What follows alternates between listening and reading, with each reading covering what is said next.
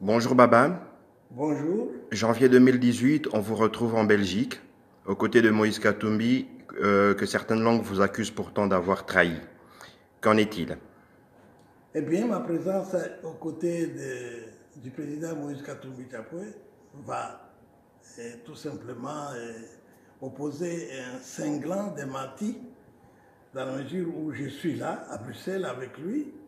Je suis arrivé ici dans le but d'abord de me faire contrôler, me faire soigner, parce que vous savez, j'avais été soigné avant et j'ai été empêché de revenir pour le contrôle. Je suis à ses côtés. Moïse Katumbi Chapwe m'a beaucoup assisté et je pense que les choses sont claires. L'opinion, tant nationale qu'internationale, sera édifiée. On a parlé de 250 000, 150 millions, je ne sais pas encore quoi. Et bien, moi, je ne peux pas trahir Moïse Katumbi Chapwe.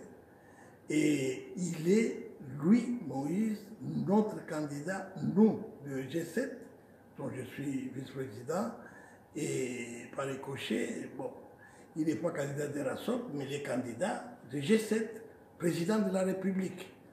Et je suis heureux de me retrouver à ses côtés, parce que je crois que ceux qui ont appris que je pouvais les trahir vont tout simplement revoir leurs calculs. Impossible parce que Moïse reste et restera pour nous notre futur président de la République. Il y a les élections qui vont avoir lieu après les soins, après mon séjour ici. Il va me permettre de rentrer pour pouvoir continuer l'action sur le terrain parce que nous l'attendons. La population attend Moïse Katumbi Chapwe. La population l'attend impatiemment parce que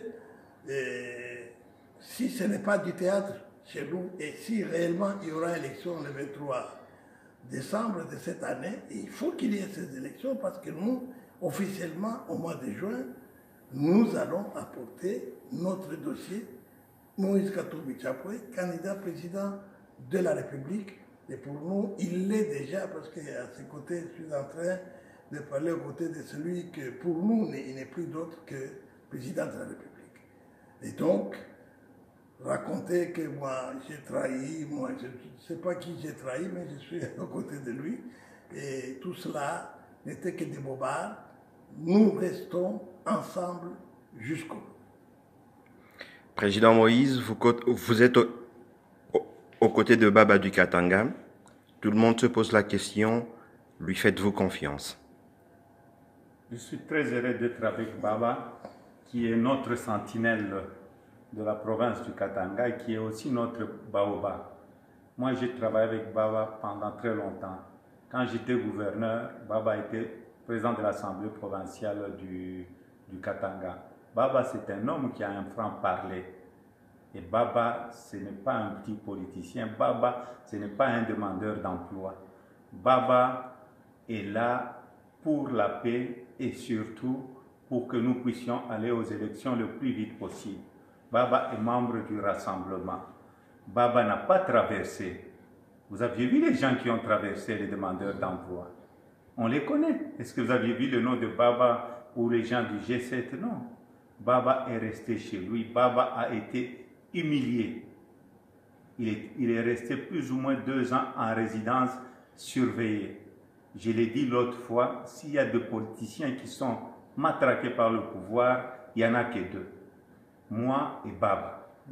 Et Baba à l'âge de Mouzé.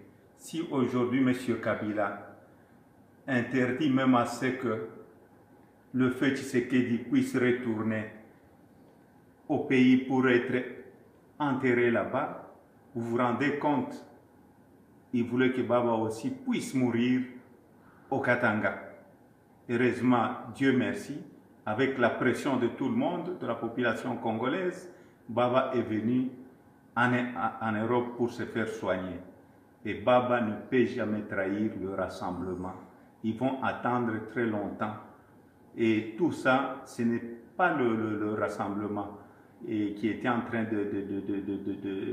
de spéculer sur la trahison de Baba. C'était le pouvoir. Mais malheureusement, il y a beaucoup de gens qui sont tombés dans ces pièges-là.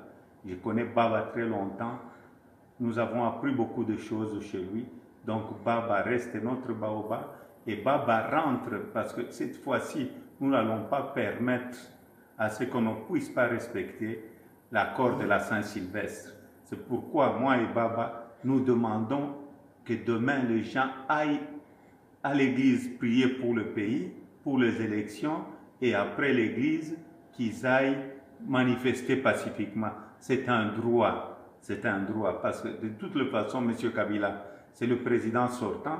D'ici une année, il va aussi commencer à manifester pacifiquement.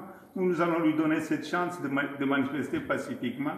Si les choses vont mal dans notre pays, il aura le droit. Mais nous n'allons pas envoyer des militaires. C'est un droit à tout citoyen, c'est constitutionnel. Et les militaires et les policiers doivent rester apolitiques. Ne tuez pas votre population. Ce que votre population demande, c'est la première alternance pacifique dans notre pays. C'est pour le bien de tout le monde et c'est pour le bonheur de tout le monde. Meilleurs vœux à tout le monde. Merci, meilleurs vœux. Merci, merci, merci.